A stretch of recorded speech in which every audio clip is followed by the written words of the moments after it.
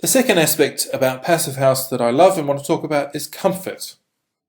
As we all know, it's very easy to have a zero energy building. It doesn't necessarily mean it's a very comfortable building or a very environmentally sustainable building or any number of other things.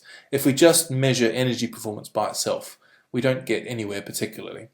And buildings are meant to be for human inhabitation, for us to use, for us to feel good in, for us to be healthy in, and for us to do our work and live and play and learn and all those other things in the building. So the building's purpose is to provide something which is comfortable and healthy.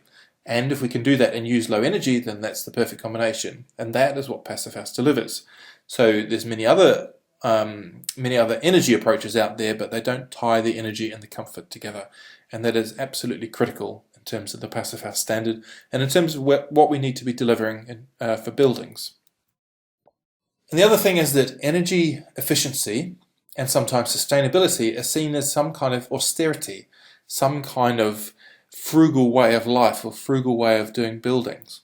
And the Passive House standard is not at all like this.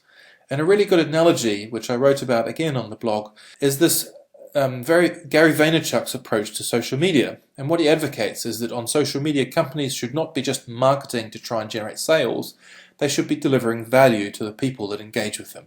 So he's suggesting that there should be a jab, jab, jab of give, give, give, and then there should be the right hook, which is then the sales, which follows after that, so that the people they're interacting with feel like they're getting a high amount of value before they're being asked to buy anything.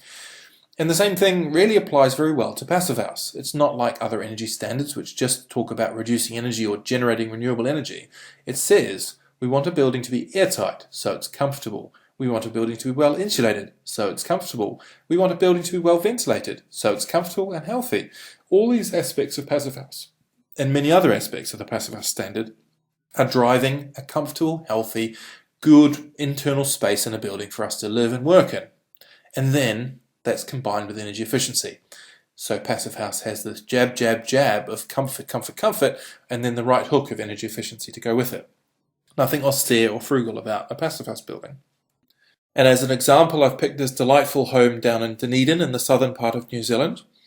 I went to Dunedin as a child many times for family holidays every year, sometimes more than once every year. And my experience of Dunedin was that it was always cold, dark and damp, often raining, always cloudy, windy, cold, and not really a very comfortable or pleasant place to be. So I was very surprised and very pleased to see this beautiful Passive House down here, designed by my friends at Archetype in Dunedin, and how delightful this building really is with its beautiful selection of materials, the colours, the daylight coming in, and how elegant and beautiful it is. And particularly these internal shots show just how wonderful and comfortable being in a Passive House, even in a cold, wet, damp place can be. Clearly they found a lovely, sunny, beautiful day to take the photographs on, and having been there as an adult, I do know that Dunedin can be beautiful and sunny and warm, but this building does really show just how comfortable a Passive House can be, regardless of what the weather and the climate is like outdoors.